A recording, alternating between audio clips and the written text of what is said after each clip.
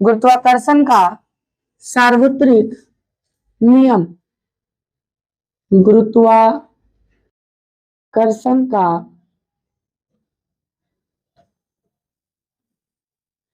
सार्वत्रिक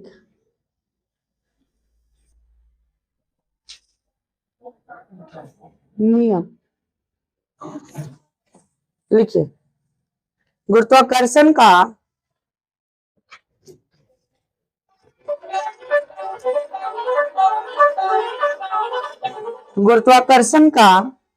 सार्वत्रिक नियम।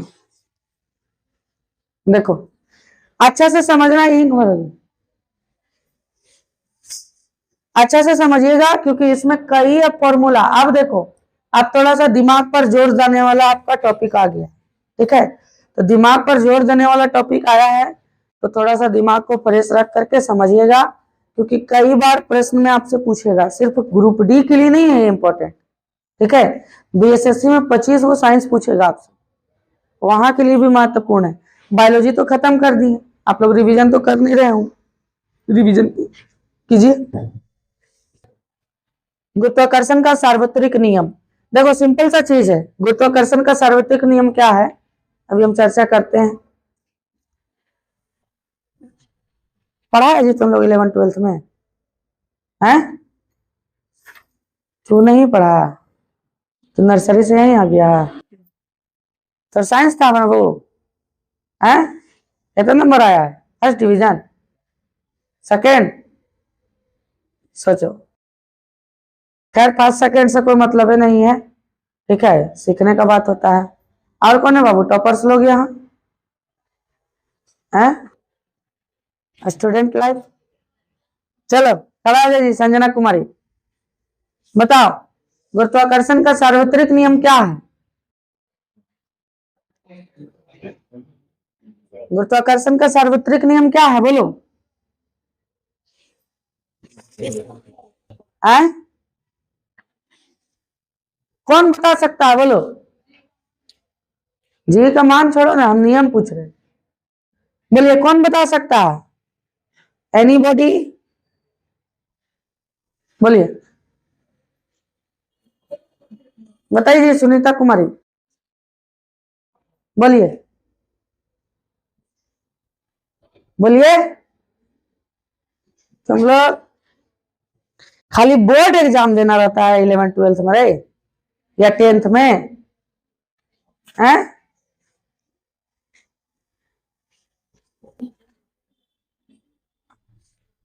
बोलो बताइए जी संध्या कुमारी। नहीं, चलो बैठो, गोबर है तभी लोग क्या करेगा। तुम बताओ, बता। ये सब, ये दोनों है ना, ये सब अपार बेइज्जती का भागीदार होना चाहिए इन लोग को। इन लोग पढ़ चुका है एक बार हमसे, समझा। इन लोग को मालूम भी है कि आज क्या पढ़ाई होगा, लेकिन ओकर बाद भी इन लोग नहीं रट के आता है। जानता है कि कितना हरामी आदमी वहां खड़ा है, बता। किसी वस्तु में लगने वाला बल, मतलब उस वस्तु के दोनों मतलब द्रव्यमान के समानुपाती होते हैं। चलिए देखिए, ध्यान से सुनना। अभी हम लगातार एक चीज सिद्ध करेंगे, उसको ध्यान में रखना है।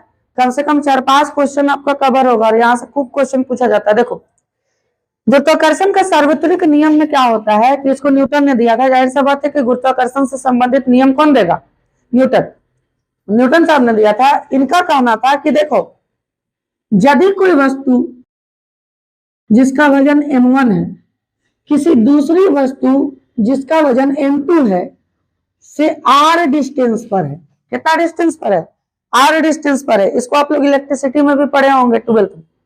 किस डिस्टेंस पर है, r डिस्टेंस पर है, ठीक है। एक वस्तु m1 है, एक वस्तु m2 है, वजन m1 m2 है, और ये दोनों का डिस्टेंस कितना है, दोनों के बीच में दूरी r है।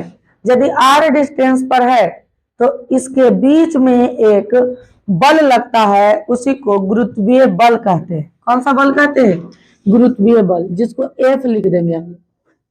इसके बीच में कौन सा बल लगेगा, F लगेगा, ध्यान में रखिएगा। फिर से, जैसे फॉर एग्जांपल इनके समझाने का तरीका यही था कि मान लीजिए कि बेंच तो चुंबक नहीं है, मैग्नेट नहीं है, एक बेंच यहां रखा हुआ और एक बेंच वहां रखा हुआ, ठीक है।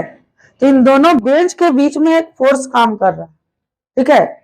और कई 100 वर्ष तक अगर इसको आप छोड़ दें तो एक समय ऐसा आएगा कि धीरे धीरे धीरे धीरे धीरे धीरे धीरे धीरे एक दूसरे में क्या हो जाएगा, सट जाएगा।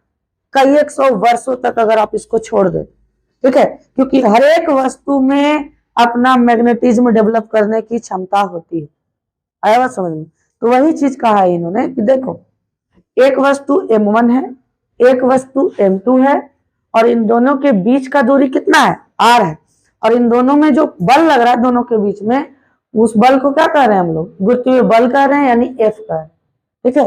तब इन्होंने देखो गुरुत्वाकर्षण के नियम के तहत पहला नियम बताया कि जो बल लग रहा है ना, बल, ये दोनों वस्तुओं के द्रव्यमान के गुणनफल के समानुपाती है, द्रव्यमान के गुणनफल के समानुपाती है।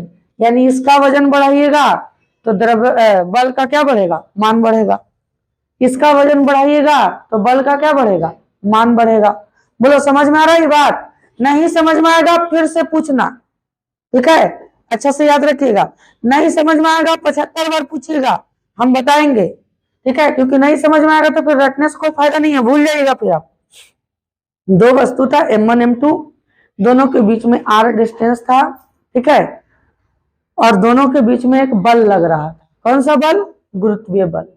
तब न्यूटन साहब कहते हैं कि गुरुत्वाकर्षण के सार्वत्रिक नियम के अनुसार दो वस्तुओं के बीच का लगने वाला बल दोनों वस्तुओं के द्रव्यमान के यानी वजन के गुणनफल के समानुपाती है। समानुपाती का मतलब हम आपको समझा चुके हैं, ई बढ़ेगा तो ई भी बढ़ेगा, ई घटेगा तो ई भी घटेगा। कोई दिक्कत का बात नहीं। दूसरा इन्होंने कहा कि दोनों वस्तुओं के बीच में लगने वाला बल उनके बीच के दूरी के वर्ग के व्युत्क्रमानुपाती होती है। उनके बीच के दूरी के वर्ग के क्या होती है, व्युत्क्रमानुपाती होती है। व्युत्क्रमानुपाती का मतलब उल्टा, ई बढ़ेगा तो ई घटेगा, ई घटेगा तो ई बढ़ेगा। ऐसे भी आप नहीं जानते हैं, दूरी घटाइएगा तो बल बढ़ेगा कि नहीं बढ़ेगा, शक्ति बढ़ेगा कि नहीं बढ़ेगा, और दूरी बढ़ाइएगा तो शक्ति घटेगा कि नहीं घटेगा, बोलिए। है जैसे दो चुंबक है, एगो यहाँ रखे एगो यहाँ रखे, समझ रहे हैं बात को, एगो यहाँ, तो ढेर दूर में है, जल्दी सटेगा नहीं, लेकिन उसको जैसे जैसे जैसे जैसे नजदीक लगेगा आपको महसूस होगा कि खींच रहा है। एक बैग जब उसके मैग्नेटिक क्षेत्र में आ जाएगा, चुंबकीय क्षेत्र में, तो कस के उसको खींचेगा कि नहीं खींचेगा, बताइए, जो हम बता रहे हैं अच्छा से समझिएगा। कोई दिक्कत का बात इसमें किसी भी प्रकार का? अगर बल बढ़ा तो दूरी घट जाएगा, दूरी घटा तो बल बढ़ जाएगा, बल घटा तो दूरी बढ़ जाएगा। व्युत्क्रमानुपाती का मतलब यही होता है। कोई दिक्कत का बात नहीं। इसको समीकरण 2 मान ली। अब बताओ क्या इन दोनों को मिला करके हम ए प्रोपोर्शनलिटी M1 M2 बटा R स्क्वायर नहीं लिख सकते हैं? बोलो, दोनों को मिला करके। फिजिक्स में कई बार किए होंगे आप ऐसा। फिजिक्स की दुनिया में जब आप प्रोपोर्शनलिटी हटा करके बराबर देते हैं तो एक कांस्टेंट डेवलप होता है, और यहां पर कांस्टेंट डेवलप होगा G, तो बन जाएगा ये G M1 M2 बटा R स्क्वायर, जहां पर G क्या है, बोलो, गुरुत्वीय नियतांक कहते हैं इसको, गुरुत्वीय नियतांक यानी ग्रेविटेशनल कांस्टेंट कहा जाता है इसको।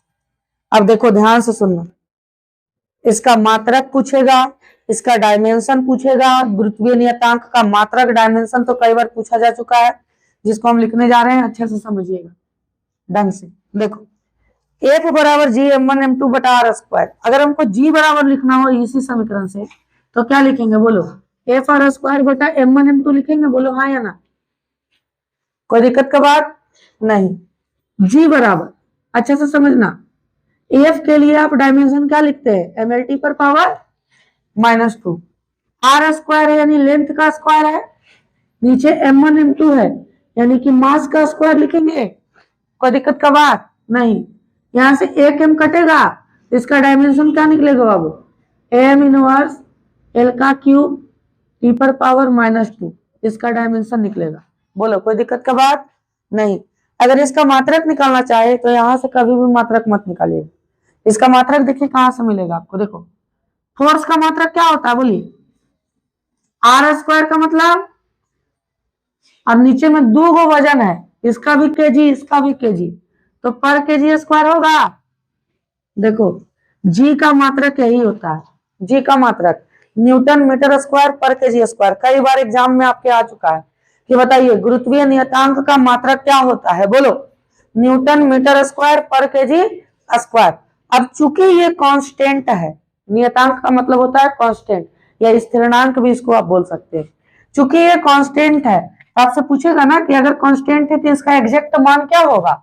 इसका एग्जैक्ट मान होता है 6.67 इंटू 10 टू द पावर -11, और ये वाला मात्रक लिखेंगे न्यूटन मीटर स्क्वायर पर केजी स्क्वायर। बहुत बड़ा महत्वपूर्ण आपसे क्वेश्चन कौन कौन सा पूछेगा। नंबर 1 जी बराबर फॉर्मूला क्या होता है, ये देगा कुछ 4 ऑप्शन बना करके। नंबर 2 आपसे पूछेगा डायमेंशन विमा। नंबर 3 आपसे इसका मात्रक पूछेगा। नंबर 4 आपसे इसका मेन वैल्यू पूछेगा 6.67 into 10 to the power -11 newton metre square पर केजी स्क्वायर। बोलो कोई दिक्कत का बात इसमें किसी भी प्रकार का। गुरुत्वीय नियतांक समझ में आया, ठीक है। अब थोड़ा सा आगे हम बढ़ते हैं, अच्छा से समझ में, अच्छा से समझिएगा, ठीक है। अब न्यूटन साहब आगे जाते हैं और बोलते हैं कि देखो हम गुरुत्वीय त्वरण को भी खोज निकालेंगे। बोला कैसे, अगर इन दो वस्तुओं में से, अच्छा से समझिए थोड़ा सा ध्यान दीजिए, अगर इन दो वस्तुओं में से एक वस्तु पृथ्वी हो जाए, एक वस्तु क्या हो जाए, पृथ्वी हो जाए, अर्थ हो जाए, ठीक है, तब क्या होगा, तब क्या होगा, ध्यान से सुनना। जी बराबर अब क्या लिखें, एफ आर स्क्वायर, अच्छा ये वाला नहीं, ये वाला लीजिए, एफ बराबर क्या लिखे आप, जी m1 m2 बटा आर स्क्वायर। कोई दिक्कत का बात नहीं। एफ बराबर आप बताइए mg लिख सकते हैं, अगर एक वस्तु पृथ्वी हो गया तो, पृथ्वी हो गया तो यहां से जी एम अब नहीं लिखे, एमओ नहीं, क्योंकि ये पृथ्वी का वजन है, एक वस्तु पृथ्वी हो गया ना, गुना m2 बटा आर स्क्वायर। बोलिए कोई दिक्कत का बात नहीं। यहां से देखो तो एक एम से एक एम कट जाएगा, जी बराबर क्या आएगा बताइए, जी एम बटा आर स्क्वायर आएगा। अब देखो इसी को कहते हैं ग्रेविटेशनल, ग्रेविटेशनल एक्सेलरेशन, यानी गुरुत्वीय त्वरण, गुरुत्वीय त्वरण। एक एक चीज सीखना होगा तब तो आपसे रेलवे का एग्जाम निकलेगा, ठीक है। साइंस बड़ी ज्यादा महत्व करता है रेलवे के एग्जाम में, ध्यान में रखिएगा। गुरुत्वीय त्वरण, कोई दिक्कत का बात, आप बोलिएगा भैया त्वरण है तो इसका तो विमा होना चाहिए एल पर पावर -2, एल पर पावर -2। अरे विमा मतलब डायमेंशन नहीं पढ़ा है कभी, डायमेंशन नहीं पढ़े हैं कभी जी, गोबर से कैसे मतलब सोचता है कि कंपटीशन निकलेगा, कुछ तो याद नहीं है आपको। त्वरण का ऐसा ही मात्रक क्या होता है बताओ, मीटर पर सेकंड स्क्वायर होता है, तो मीटर के बराबर एल, और इस पर टी पर पावर -2 नहीं देंगे विमा, ठीक है। तो हम प्रूव करते हैं, देखिए यहाँ जी, जी का आप डायमेंशन क्या लिखे थे बोलिए, एम इनवर्स, बोलिए एम इनवर्स एल क्यू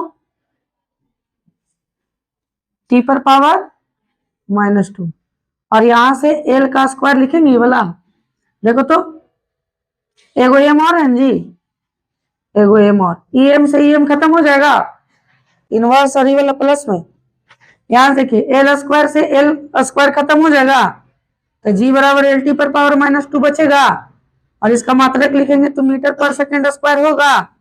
बोलिए इसी को गुरुत्वीय त्वरण कहते हैं, यानी गुरुत्वाकर्षण के सार्वत्रिक नियम से दो चीज मिलता है आपको, एक बड़ा जी और एक छोटा जी। बड़ा जी एक कांस्टेंट है जिसका मान कितना होता है, इतना होता है। छोटा जी कांस्टेंट नहीं है, ये एक्सेलेरेशन है, ठीक है, जिसका मान हमेशा बदलते रहता है। ये आपका गलत अवधारणा है कि जी बराबर 9.8 मीटर पर सेकेंड स्क्वायर होता है, रटवाया होगा टीचर आप, नहीं। यहाँ से आप 3 गो क्वेश्चन जान लीजिए जो हम आपको बताने जा रहे हैं, अच्छा से समझिएगा, ठीक है। जी का मान कैसे कैसे बदलता है सो अच्छा से समझते जाइएगा। अरे देखो मिटार दी, अच्छा ठीक है, इतना मिटा रहे हैं ना। देखिए जी का मान, बाबू जी का मान ध्यान से सुनना, जी का मान सबसे ज्यादा कम कहाँ होता है, तो विषुवत रेखा पर। आपसे पूछेगा जी का मान सबसे ज्यादा कम कहाँ होता है, विषुवत रेखा पर। 9.78 मीटर पर सेकेंड स्क्वायर होता है जी का मान। जी का मान सबसे अधिक कहाँ होता है, तो ध्रुवों पर। कहां पर होता है, ध्रुवों पर, पोल पर, ठीक है।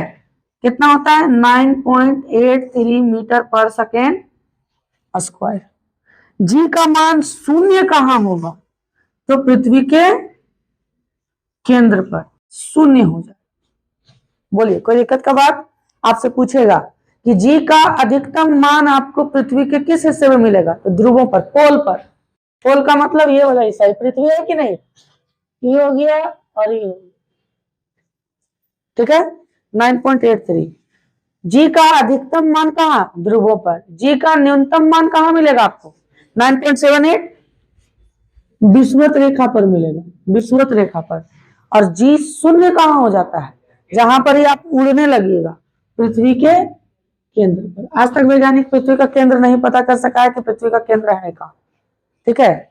एगो बिठूर में जगह खोजा गया था, बिठूर उत्तर प्रदेश में है बिठूर, तो वहां पर ही आदमी कुछ डालता है ना तो फिर बाहर ही फेंक देता हो, तो सब आदमी बोल रहा है कि पृथ्वी का केंद्र यही है। तो अलग अलग देश अलग अलग दावा करते हैं कि पृथ्वी का केंद्र हमारे देश में है, कोई बोलता है पृथ्वी का केंद्र हमारे देश में है, हम बोलते हैं पृथ्वी का केंद्र हमारे देश में, ठीक है।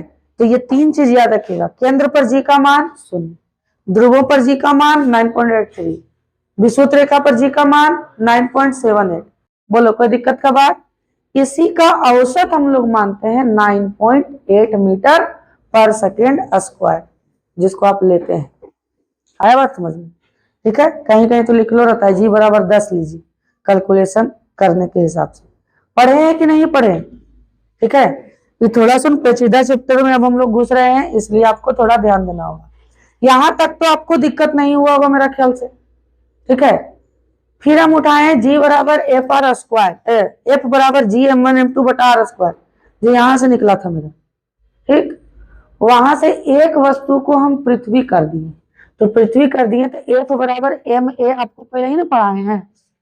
तो अगर पृथ्वी की है तो ए की जगह कौन आ जाएगा, जी आ जाएगा, एम जी।